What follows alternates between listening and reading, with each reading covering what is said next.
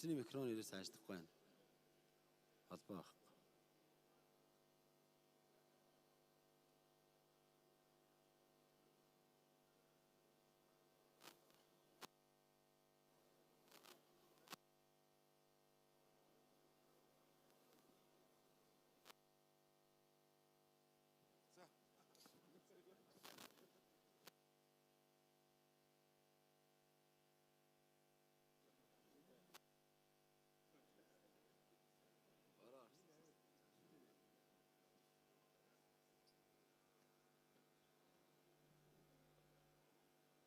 Майдра, намайг сонсож байна уу?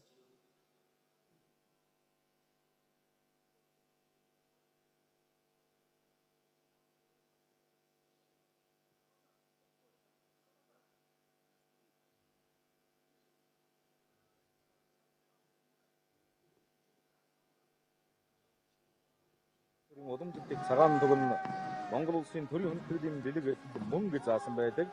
За энэхүү 9 цагаан тугийг Монгол улсын төрийн ордонд ёс төрөлтэй залсан байдаг.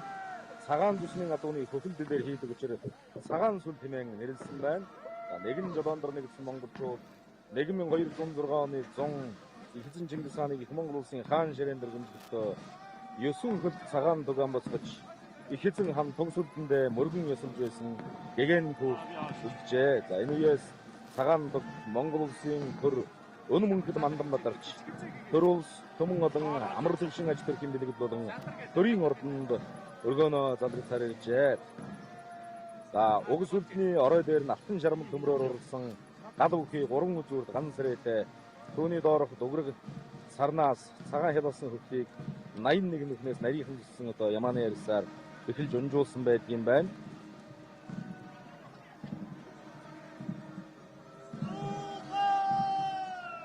Ёсон туг хэмжээний хувьд морьтой тугч тахилж залж явахыг цовроор бүтээгдэхгүйгээд тус бүр 9 тохой өндөртэй гэлбэр нь 1 тохой ишин 8 тохой өндөртэй гэжээ. За энэхүү Монгол төрийн бэлэглүүлсэн төрийн 9 хөл цагаан тугийг төрийн их төгч буюу хонжин мандайдан төв цэнгэлт хүрээлэн рүү залж байгаа ёслолыг Монголын үндэсний орны телевиз үзэгч та бүхэн шууд дамжуулан үзүүлж байна.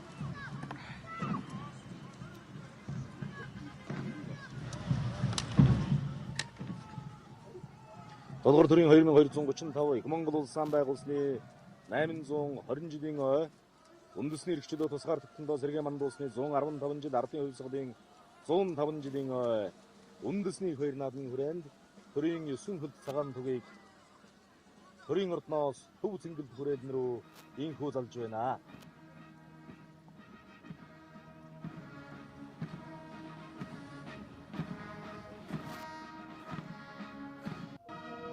Төв цэнгэлт хүрээлэндээ төрийн 9 хөл цагаан туг амзал Монгол улсын цэнгэл баяр наадмын хэснийг зардан Монгол наадам гэдэг уламжлалт өнөөдөр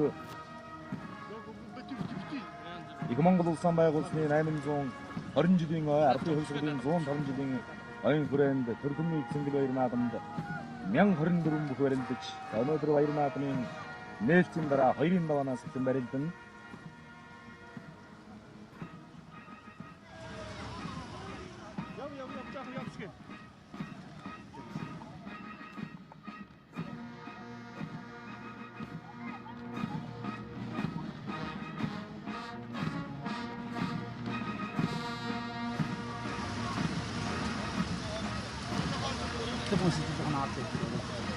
За цагаан тугны тухайд гол сүл замын түүнийг тойрсон 8 эцэг буюу хөл тугаас бүрдүүлгийн байгууллага үүнийг 8 хөл цагаан сүл гэх үгээр за нийтдээ 9 туг болох 9 хөл цагаан туг хэмээн бэлгэлэн нэрлэдэг. Ордлын хаасан байна.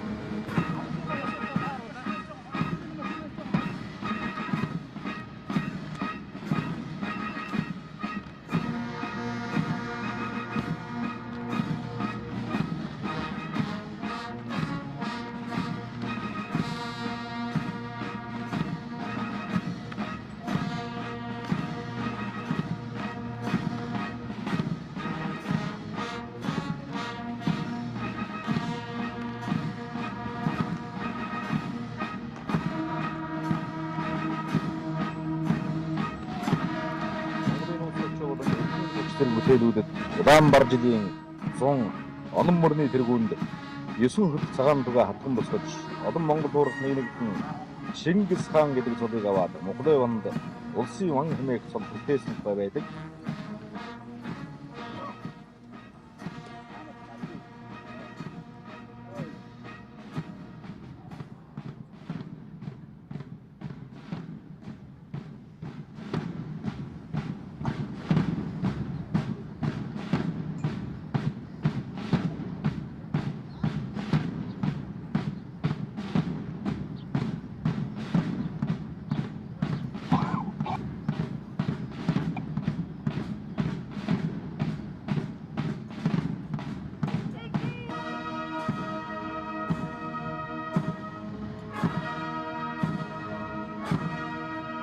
Төрийн 9 хөлт их цагаан тугийн оройн 3 сарыг гангаар бүтээж галын дэд өөдөө хэмээх билэгдлийг 21 Ширмэлдэл Бадран хоёр талд нь ган 4 цагираг өнжүүлэн бүтээсэн байдаг. За тэдгээр цагираг бол Батүхийг билэгдэж байгаа учраас бүгдэлтэй юм аа.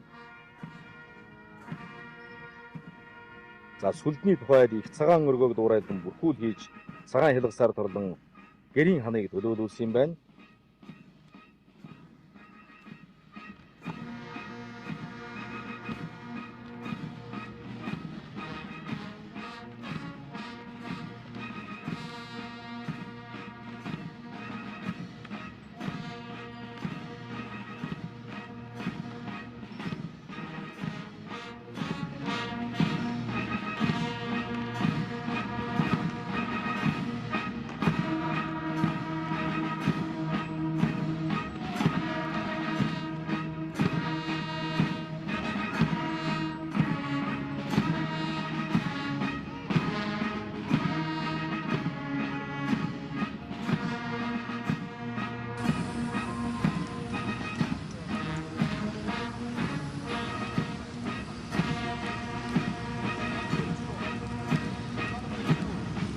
Сайхан мэдээ. Хайдаа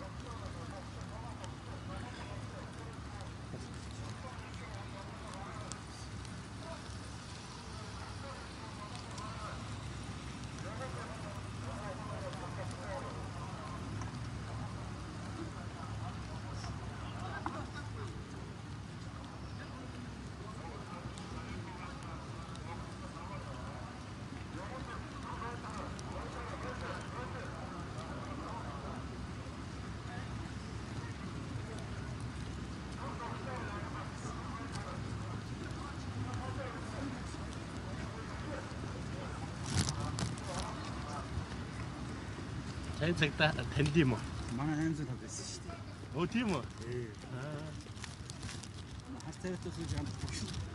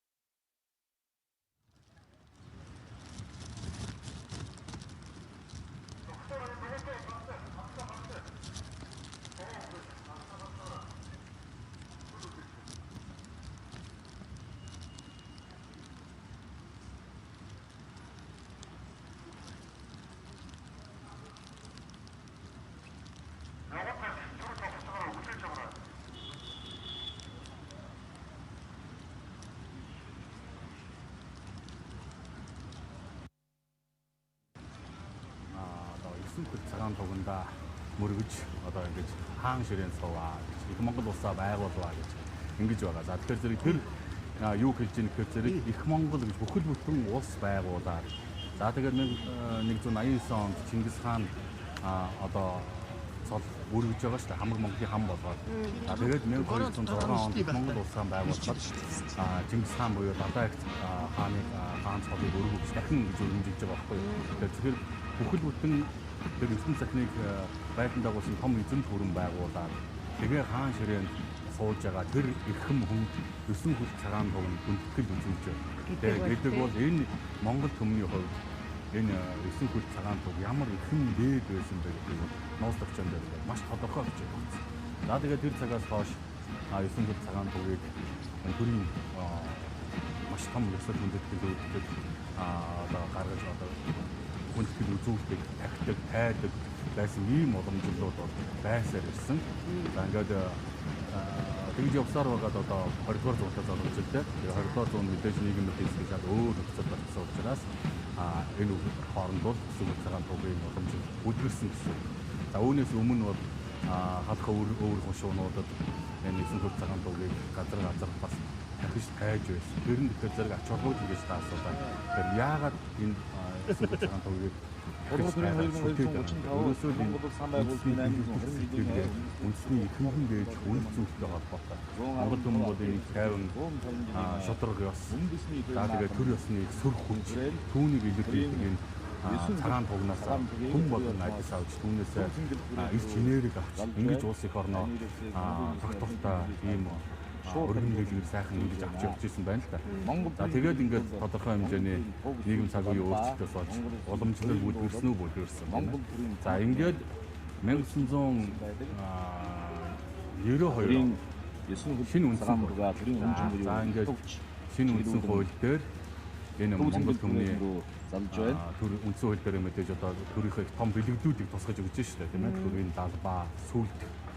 За тэгээд төрийн дуу, төрийн хамаг. За энэ донд төрийн энэ хог баг. Тэгэхээр зэрэг төрийн тугийн бэлэгдэг. За ингээд ийм 5 том бэлэгдлийг Монгол үндсэн хуулиараа бас их төрийн том бэлэгдлүүдээ болгож ингэж зарласан байна. За тэгэхээр энэ бол орчин цагийн Монгол улс бид бүхэн бол энэ төрийнхөө энэ бэлэгдлүүдийн дор нэгдмэл байх. Үүнийг ард нийтээр бүгд ингэж эндээс одоо огшил омогшил бахархлаа авч яадаг. Эндээс ирч энерги авч байдаг. Ийм төр ёсны гайхамшигтай одоо улбаатай гэсэн үг. Эндээс энэ бол одоо ач холбогдолын хувьд бол хэлж ярьж дуусахгүй их зүйл шүү дээ. Тийм байна.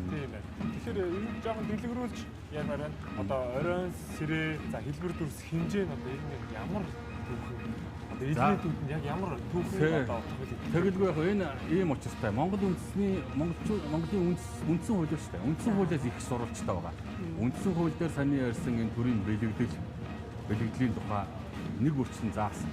За тэгээд тэн дээр одоо энэ төрийн их тугийг одоо төрийн ёсол хүндэтгэлд одоо ингэж бэлгэлтэйгээр хэрэглэнэ гэж заасан. За тэр нь өөрөө тэр бэлэгдлийг үндсэн хуулийг дагалдах үндэсний баяр наадмын тухай хууль гэж байгаа.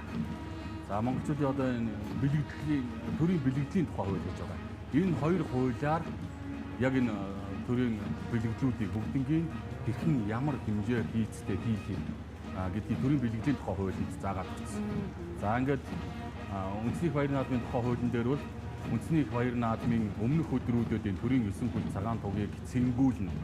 За яг 7-р сарын 11 буюу үндэсний баяр наадмын нээлтийн өдөр төрийн 9 хөл цагаан тугийг одоо төв цэнгэлдэх хүрээлэнд залнаа гэж заасан. За түүнийг залгахдаа Монгол Улсын ерөнхийлөгчийн одоо зарилгын дагуух тэр журмаар зохицуулна гэдэг ингээд заасан. Тэгэхээр тэр журам нь юу байдаг вэ гэхээр зэрэг энэ төрийн 9 хөл цагаан тугийг хүндэтгэн залгах тухай журам гэж байна.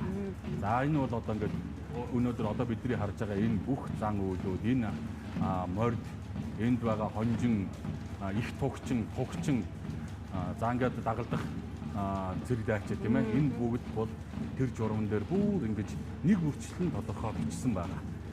За төрийн хонжин буюу одоо эдгээр 9 хөл цагаан туг араас нь одоо хамгаалж яваа зэргүүдийг ахалж байгаа хүн буюу яг хонжин гэдэг маань одоо төрийн ёсол хүндэтгэлийн одоо өдөртөгч төшмөл гэсэн цол шүү дээ.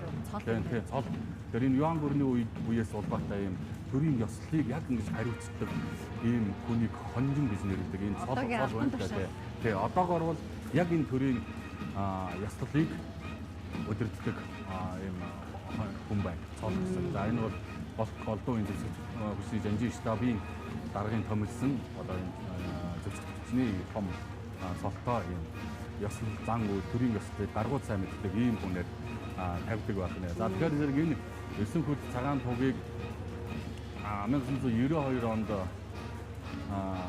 би буруу санаагүй бол архитекторч амар сайхан гэдэг хүн загварыг гаргаад за тэгээд энэ соёл урлагийн их сургуулийн профессор эрдэмтэн Монгол төрийн дархан Инхтава гэж хүн байгаа. За энэ Инхтава дархан өөрийн шавнар хамтын одоо зөвтгөгч нартайгаа тийм ээ хамтран ажилладаг уран даргачдтайгаа хамтарч яг одоогийн явж байгаа энэ төрийн 9 хүнд цагаан тугийг сайхан бүтээсэй. За тэгээд энэ бол ерөнхийдөө Монгол орны 21 аймгаас цуглуулсан цагаан азарганы 80-аас доошгүй гэж байгаа шүү. Тэгээд 80-аас доошгүй тийм ухттай дил сүүдийг ингэж хийсэн ийм дил сүүдээр хийсэн ийм цагаан сүүд байгаа. За тэгээд энэ цагаан дил сүүдний дээр байгаа энийг бол одоо цар гэж байгаа тийм ээ. Их туг уу одоо тэр голд нь байгаа том туг тийм ээ. За үүнийг тойрсон 8 хөл туг байгаа. Ингээд нийлээд 9 хөл цагаан туг гэдэг маань энэ. За тэгээд ингээд цагаан сүдний гадуур энэ 4 хилт манжлаг гэдэг ингээд унжаад байж байдаг. За энэ үүний өндөр нь их туг нь 362 см гэдэг баг шүү. Тийм ээ ихтэйг. За хөл туг нь 262, их тугнаас 1 метрээр бага байдаг. Яг их мэтчтэй ингээд бүгд хэмжээд амжаатай. За ингээд 21 аймгаас авсан 21 аймгаас цуглуулсан дил сүүл гэдэг маань өөрөө энэ Монгол орны бүх хямрал ундааг тийм ээ монголчууд морь адуундаа хямраад авдаг шүү дээ тийм. Тэгэхээр тэр цагаан азарганы дил сүүл гэдэг бол Монгол хүмүүний хувьд бол хамгийн дээд юм ихэм зүйл. За үүнийг 21 аймгаасаа цуглуулж энэ их сүлдээ бүтээсэн байна. За тэгээд энэ сарны дээдэд байгаа тэр хитэн буюу сэсэм гэдэг байж байна. За энэ бол одоо юм 3 дөрвөлж галын төлөө гэж байгаа. Энэ бол өнгөрсөн одоо ирээдүйг билэгдэн. За тэгээ гал гэдэг бол Монгол хүмүүний гал боломжтой дээдийн шүтэлтэй холбоотой гэдэг ингээд билэг тэмдэг билэгдлийн утга агуулга бол үнээр энэ гайхамшигтай юм бидний бүлгийн хогшууд. За тэгээд энийг мөн одоо 21 аймгийн газар сорооноос авч 10-аач хийсэн юм сайн суурь зардаг учиртай. Газар ишээр нь газар тавихыг ферм гэж тэр журман дээр байж байгаа. Тэгэхээр тэр журам дээр бол энэ төрийн 9 хүч цагаан тугийг хэрхэн яаж дээдлэх, зүдэх, хэрхэн заалах бүгдийн маш нарийн тодорхой заасан байгаа. Тэгэхээр энд бид нар юу ойлгож харах вэ гэвэл одоо өнөөдөр энэ төрийн хонжингийн өдөртөн авч явж байгаа энэ бол төрийн их ёслол. Тэгэхээр энэ төрийн их ёслолыг эдгээр зөвсөлтийн хүчний 32 дугаар анги буюу бидний мэдгээр төрийн хүндэт харуулдаг. Тэний төрийн хүндэт харуулдаг. Төрийн торгон зэргүүд гэдэг. Эдгээр зэргүүд маань ингэж сайхан заавна. Энэ бол ямар ч алдаа мадаггүй явж байгаа. Яг одоо бичигдсэн тийм ээ бороотой байсан ч цаг минутын дагуу явна. Байгалийн одоо давтсгүй хүчин зүйлийг рестортоос бусдаар бол энэ бол бүгд яг алдаа мадаггүй яв. Энэ төрийн одоо батын цагаар явах. Ийм гайхалтай зүйл тийм.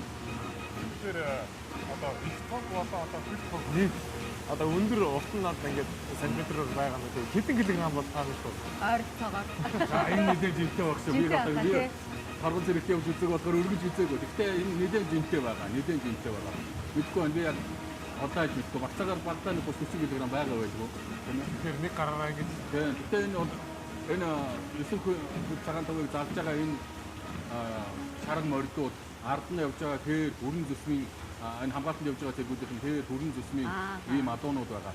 За энэ 9 хүч цагаан тугийг залж яваа мордуудад тогсон имэйл бол мөн яг энэ тугнаа зориулсан ийм имэйл байгаа. Дөрөв тушаа газраа бэхэлгээтэй. Тийм бэхэлгээтэй байна. Бэхэлгээтэй ингэж явж байгаа. Энэ өөрөө 9 хүч цагаан тугийг газар хүргэх цээртэй. Тийм учраас үүнд зориулсан ийм морины тоног хэрэгсэл байж байна. За үүн зориулсан одоо энэ зарж яваа их тогтчин болон тугчдын бүлгүүсэнд мөн одоо энэ тугийг ишээрэн дэвшлэх бэлгээ бас байж байгаа. Тэгэхээр энэ бол байнгын хамгаалалттай, байнгын бэлгээтэй энэ асар их бүлгэлд явж байгаа гэсэн. Тэгэхээр өнөөдрийн хувьд яг баяр наадмын нээлтийн өдөр бороо хор асгарсан тий. Ч одоо хангалттай бас одоо таавал яг энийг судлаач хүний хувьд тэгээд таавал илүү байртай их ярьдаг биш үү дээ. Бид бол байгаль тэгээ холбоотой гэж хэлдэг. Та яг энэ бороо хор энэ цаг агарын байдал өнөөдрийн мэдрэмжийг бас хуваалцаач. Тий.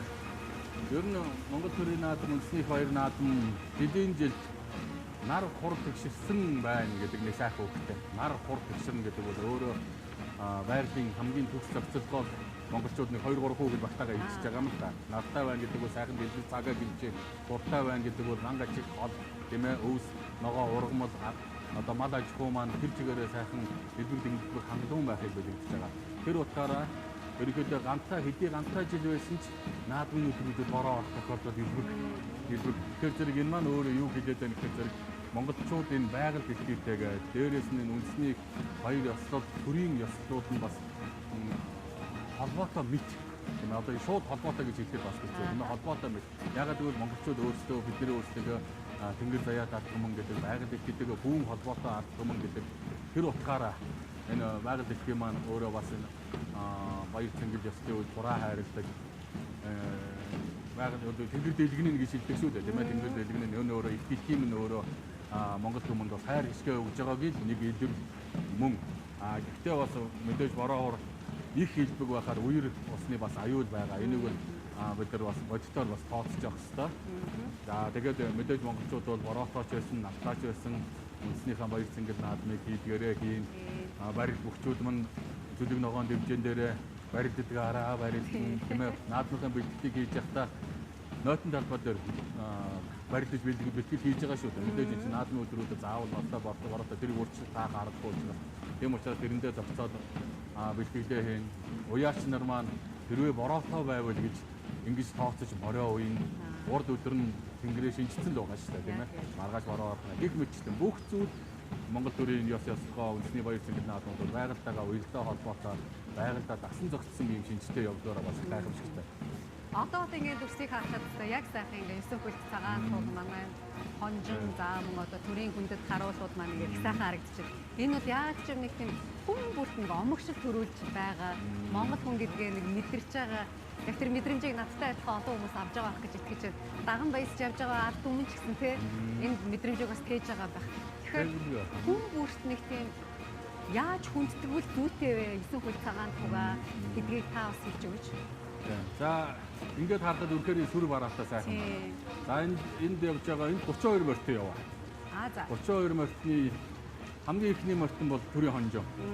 За энэ бүх яслыг гардан өдөртөн зохион байгуулж байгаа төрийн төшмөл цолтон явж байна. За энэ хүн бол цагаан газар гунцсан яваа. Цагаан газар гунж яваа. За ард нь 9 хөлт цагаан туг явна. Голд нь их тугч яваа. Их тугч мөн цагаан газар гунж яваа. Төрийн хонжин их тугч хоёр цагаан газар гунана. За 8 хөл тугийг барьж яваа тугчид бол шарга морь унж яваа. Тэгэхээр 8 шарга морь хоёр цагаан газар явж байгаа тий. За энэ бол бэлэгдэхтэй. Энэ бол одоо Чингисийн 92 загал. Тийм ээ 92 загалыг бол одоо хонжин их тугч хоёр унцсан явна. За Тэмүүжний 8 шарга морийг тугчид унцсан явна гэсэн үг. Тийм ээ. Тэгэхээр энэ бол бүгд утга учиртай. За ингээд Монгол түмний ард нь яваа одоо хүндэт харуулууд хамгаалалт яваа цэргүүд бол хэр зүсмийн, хөрөн зүсмийн морь унж яваа. Бүгд хурд ихтэй ийм морь унж яваа тийм. Тэгэхээр зэрэг энэ маань өөрөө Монгол төрийн ёслолыг одоо сүр бараад илтгэж байгаа. За хэр морь, хөрөн морь гэдэг бол яг Монгол адууны үндсэн зүйлс. Тийм ээ. За ингээд шарга адуу, бор адуу, цагаан адуунууд Монгол төрийн хувьд бол одоо энэ бэлтгэх ёслол хүндэтгэл гэдэг адуу гэсэн. За ийм Монгол морьтон Монголын агуу морины соёл энд байж. Тэгэхээр морио хараад монголчууд энд бол биширж байгаа. Тийм ээ. 8 шарга морио харж байна. Чингисийн 92 загалыг харж байна гэж ингэж бас байдаг хүн дотоод сэтгэлдээ бас сайхан омогшдог шүү дээ. За дээрээс нь Монгол түмэн одоо энэ 32 морьтон бол өөрөө төрийн хүнд харуулууд явж байна. Энэ бол их орон, элгийн садан энэ их орон бид бүхнийг бүгдийг одоо харж хамгаалж байгаа, төрөө хамгаалж байгаа ийм эр цэргүүд яв. Тэгэхээр Монгол хүмүүс бол их орончдыг хайрладаг, хүндэтгдэг, биширдэг. Тэр үзэл яг энэ дээр давхар илэрнэ. Тэгэхээр зэргийн төрийн хүнд харуулууд гэдэг бол шалгарсан ирчүүд байна. Монгол хүмүүст энэ 21 аймаг 330 сумаас шалгарсан аавын хөвгүүд энд цэргийн алба хааж байгаа байдаг шнаас ахуулаад насаараа цэрэгт ажилласан төрийн хонжин хүртэл энэ төрийн эсвэл цагаан тоглоом сэтгэл үзүүлээ явж байна. Энэ бол Монгол түмний дайчин болваа, дайчин тэр үг дээдсийн түүхийг эдгээр ирсийг харж бахархаж омгшиж байгаа гэсэн. За үүнийг бид нар өнөөдөр дэлхийн хүн төрөлхтөнд бид нар бас гайхуулж болно шүү дээ. Дэлхийн одоо энэ ихийг сахиулах ажиллагаанд Монгол цэргүүд маань ямар гайхамшигтай тэнцээ алдар гавьяаг авчирч байна тийм ээ. Ямар гайхамшигтай Монгол эрчүүдийн тэр төсвөр төвчээр ур ухааны дэлхийд дахинд гайхуулж байна. Тэрний маш тод илэрлийг бид нар энэ төрийн энэ хүндэтгэлийн цэргүүд дундаас харж байгаа.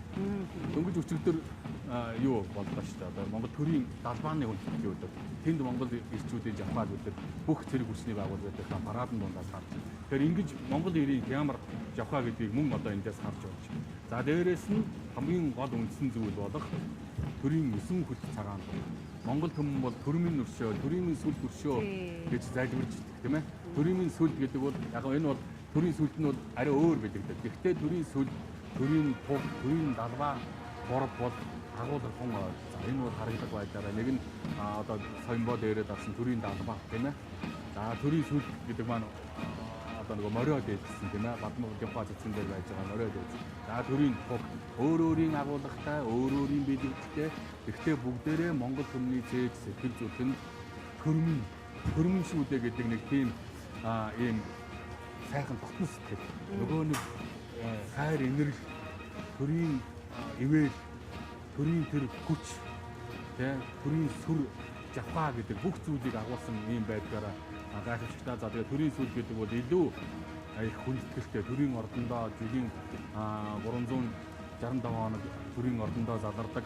За тэгтээ ингээд тодорхой цаг хугацаанд цэнгүүлж энэ үүнийг цэнгүүлж байдаг. За тэгээд энэ төрийн их ёслолтын үед ингэж харж залдаг одоо Монгол улсын төрийн их баяр наадмаараа өөр газар заларж байгаа шүү дээ тийм ээ. Тэгэхээр зэрэг өөр газар уу төв цэнгэл хүрээлэнд ард түмнийхээ дунд заларч байгаа гэсэн. За энэ байдлаараа бол дахин давтагдчихгүй. Тэгээд цорын ганц хийсэн байгаа. Одоо энэ 9 хүч цагаан туг бол энэ бол төрийн 9 хүч цагаан туг ганцхан байгаа. За яг дуурайгаж энэ тэнд бас хийгээд байдаг. За үүнийг бас сүүл журмаар бас хоригдсан. Тэгээ аймаг сумдын наадмуудад нэг хэсэг бол энэ төрийн 9 хүч цагаан тугийг ингээд дуурайлгаж жижигээр энэ хийж тавьдаг байсан бол одоо бол хоригдсан хоройтой. Энэ зөвхөн төрийн улсын үндэсний их баяр наадмаар л гарч байгаа. Аймаг сумдын наадмуудад төрийн тугаа, төрийн төрийн далбаагаа мандуулж болж энэ аймгийнхаа далбаа тугийг мандуулах ийм журамтай. Тэгэхээр зэрэг энэ бол ирэмбийн хувьд бол асар өндөр хүндэтгэлтэй. Эзэн Чингис хаанаас улбаатай гэдгээр Монголын түүх, соёл, Монгол түмний соёл сэтгэлгээний хувьд бол асар хүндэттэй байр суурь эзэлжүүлдэг. Ийм гайхамшигтай одоо бэлэгдэх зүйл шүү дээ. Төрийн далбаа бол бидний энэ соёмтой далбаа бол яг одоогийн байгаагаар бол 92 оны үндсэн хуулиар энэ байдлаараа одоо батлагдсан гэсэн тийм ээ. За ингээд өмнөх үндсэн хуулиудаар 40-од оны үед дээрээ 5 уршилтай байдлаар ч юм уу тийм ингэж байсан. За юуны ардын хувьд 3 дахь Монгол улсын үеийн төрийн далбаан дээр арай өөр шүү дээ тийм шиний хэв маягтай байдаг гэдэг чинь. Тэгэхээр зэрэг харьцангуй шин гэсэн харьцангуй шин. Одооний бидний төрийн сүлд ч гэсэн мөн харьцангуй шин шүү дээ 92 он. Өмнөх нь мөн одоо социалист нийгмийн ийм улбаа дүр зураг харагдсан юм байдаг байсан бол за өмнөх цаг үеүүдэд социализмын үед бол энэ төрийн 9 хүч цагаан туг бол бүдгэрсэн гэдэг төр ярьсан тийм ээ. Гэтэл өмнөх улбаа нь бол төрийн 9 хүч цагаан тугийн улбаа бол нуус төвчөнд бичигдсэн байна. Чингис хаантай холбоотой байгаа гэдгээр бол бидний энэ ой тоонд сэтгэл зүрхэнд бол маш том байр суурь эзэлдэг. Тийм учраас Монгол түмэн маань төрийн 9 хүч цагаан туганд алсаас зайлбардаг, төрийн ордондоо орж мөргөж зайлбардаг ийм бас сайхан хандлага бол энэ одоо мөн Монгол хүний дархлаа бол ерөөсөө энэ юм аа гэж хэлж болох уу? Боллгүй яг Монгол үндэсний соёлын дархлаа гэдэг зүйл бол нэлээд олон хүчин зүйлээр дэмжигдэж тэтгэгдэж байдаг юм зүйл мөн. За манай Монголын ардын жижигчдийн хөтөлбөрийн баатар Жанцан Оров багш бол цагаан сар наадам хоёроор монголчуудад нэг юм 2 удаа том вакцин хийж гин гэж хэлж байгаа шүү дээ, тийм ээ. Тийм 2 удаа том вакцин хийж гин гэдэг. Үнийг бол би судлаач хүний хувьд бол бүрэн 100% дэмждэг. Өөрийнхөө бүтээлүүд ч гэсэн иш татаж ингэж бичдэг. Энд энэ ярьж явдаг. Гэхдээ жилд 2 удаа том юм дархлааны вакцин хийж, тийм ээ. Энэ бол яагаад гэвэл зэрэг Монгол үндэсний соёлын дархлаа гэж энэ зүйлийг бид нар өөрийн гэсэн тэр эрхэм үнэт зүйлсээрээ дэмжиж тэтгэж байдаг байхгүй юу. Тэгэхээр жилд 2 удаа вакцин хийгээ бусад өдөр яахчгүй байх юм уу гэдэг асуудал гараад байна. Тэгэхээр энэ дээр бол бас яг тийм биш, тийм ээ. Мэдээж яг наадам цагаан сараар энэ бүх үндэсний гэсэн бүх зүйл хамгийн оргил үе дээр үрж байгаа. Бусад өдрүүдэд бид нар ажил амьдралын явцад өдөр болгон ингээд яг ийм оргилсан ийм сэтгэлтэй байгаад байх боломж. Ажил амьдралын олон асуудлуудыг бид нар шийдэх ёстой, тийм ээ. Гэхдээ өдөр тутамдаа жилийн 363 хоног бид нар яаж болох юм, тийм ээ. Тэгэхээр тэр ардын дуугаа сонсож болж, хөөмигөө сонсож болж, ардын дуу хууртайгаа ойрхон байж. За жилийн заримдаа нэг 7 хоногтаа 1-2 өдөр үндснийхэн дээл хувцсыг өмсчиж болж байна. Гэр орондоо Монгол тоглоомнуудаараа тоглолцож болж байна. Хүүхдүүдтэйгээ үлгэр ярьж болж байна. За ингээд цахим орчин одоо технологи орчин үед хөгжчихлөө. Үндсний манай Монголын одоо сайхан телевизүүд бүгдээрээ сайхан гоё Монгол өв соёлын контентууд гаргаж байгаа. Тэрийг орой гэр бүлээрээ сууж агаад Монгол контентуудаа үзэж болж энэ болгон маань бол яг вакцины дараа бид нар яаж дархлаа гэдэг юм шиг витамин уудаг, тийм ээ. Аминд юм. Бид нар чи аминд юм байхгүй юу? Витамин. Тэр өдөр болгон бид нар витамин хүн одоо хооллолтын дээр эрүүл хооллолт гэж яриад байдаг үстэй. Энэ витаминыг хоол хүнс гэдэг шиг өдөр болгон хоол хүнс хэрэглэдэг шиг өдөр болгон бид нар соёлын витамин хэрэглэх ёстой. Тэрний юм үндэсний агуулга бүхий зүйлсэд оролцох ёстой. Тэр үндэсний соёл урлагийн зүйлсийг үзэж харах контент гэж саний ярьдаг. Ийм зүйлсүүдээр бид нар өдөр болгон аминдын бүртээд байж болно. Цагаан сар наадмаараа вакцин ашиг болчихно шүү дээ. Тэгэхээр энэ бол бодит соёл бол өөрөө амьд баг. Яг бид нар өөрсөнтэйгөө жишиж энийг амьд авч явсан. Бид нар өөрийнхөө эрүүл мэндэд анхаардахтайгаа адилхан соёлынхоо дархлаанд анхаарах ёстой гэсэн. Сайхан хэллээ шүү. Үнэхээр сайхан хэлсэн. За тэгэхээр Эсвэлт цагаан тугийн төвцөнгөлтөг хүрээлэн тал нэгэн ойртож байгаа шиг байна. Тэгээд тунгадгүй одоо төвцөнгөлт хүрээлэндээ залгадаа тэр хонжин өдөрдөн зохион байгуулалт яг тэр залах ёслоос үнэхээр сэтгэл гайхамшигтай байдаг те. Тэгэхээр бидэнтэй хамт соёл урлагийн сургуулийн соёлын сургуулийн захирал за мөн доктор профессор соёл судлаач Мөнх Бадрал хамт байлаа. Танд маш их баярлалаа. Тэгэхээр одоо яг энэ үйл ажиллагаа, энэ гайхамшигт үйл ажиллагааг үнэхээр энгийн бөгөөд Монгол хүнд илүү ойлгомжтойгоор сайхан тайлбарж өглөө. Баярлалаа тань. За баярлалаа. Тэгээд өсвөлтөнд нэг зүйл хэлэх юм байна. Одоо энэ төрийн 9 гүйл цагаан тугийг залж яхад энэ цаана яваад байгаа ая байгаа. Энэ бол Хөдөлмөрийн Баатар ардын жүжигчин Жанцан Норов байна. Төрийн 9 гүйл цагаан тугийн заллаг гэдэг. Яг энэ залах төрийн ёслол зориулж бичсэн. Энэ нь өөрөө энэ төрийн ёслолыг улам сүр хүчтэй жавгаалаг болгож идэг. Монгол хүний сэтгэл энэ төрийн 9 гүйл цагаан тугийг энэ аяа аялгаагаар бас төсөөлөхөд их. Тийм болтол ингэж хошид нийцсэн ийм сайхан аялгаунд бол бид нар төрийн наадмаа нээдэг шүү гэдээ бас хэлмээр. Баярлалаа. За баяр наадмын тусгай хөтөлбөрийн за бидтэй хамтарч ажиллаж байгаа ард таах бас гарын мэлэг болж байна. Манай студид зарчиж ирсэн. Баярлалаа. Гарын мэлэг болж байна. За баярлалаа. Баярлалаа. За сайхан наадаараа тэгээд одоо ингээд төрийн маань наадам их үндэсний баяр наадмын маань төв зингэлт төрөөд ёсол төгөлдөр ёсол төгөлдөр гэдэг үгч багдмаар шүү дээ чинь. Үнэхээр энэ төгс төгөлдөр ийм сайхан ёслыг Монгол хүмүүс үйлдэж байна. За ингээд төрийн 9 гүйл цагаан туг заларч Монголын төрийн дэргүү, Монгол улсын маань төрийн дэргүү нээлттэй өгүүлснээр Монгол төрийн их сайхан баяр цэнгэл наадам эхэлнэ. Тэгээд дэлгэр Монголын маань ард түмэн 21 330 сум их дэлхийхэн өнцөг болон бүрт ажиллаж амьдарч байгаа Монгол түмэн маань 2026 онд энэ жилийнхаа энэ үндэсний баяр наадмаар сайхан дэж утал сайхан наадаарай гэж наадмын баяр наадмын үйлчлэгээ төшөөлье. За баярлалаа. Та сайхан наадаарай. За сайхан наадаарай. За их эрхэм үзэгчтэй гал морин жилийн баяр наадмын үйл ажиллагаа үргэлжилсээр байна. Бидэнтэй хамт байгаа танд маш их баярлалаа. Тэгээ баяр наадмын цэцгэн дугаарыг ерөнхий ивент итгэгч сайхныг санхүүжүүлж голомт багийн хамт байгаа ажиллагаа дугаараар таатай байна. За ингээд хамт байгаа та бүхэндээ баярлалаа. Одоо хөтөлбөрийн хэсэгт завсарлаа тийм ээ. Судалгааны дараа үргэлжлүүлээд баяр наадмын цэцгэн дугаартай хамт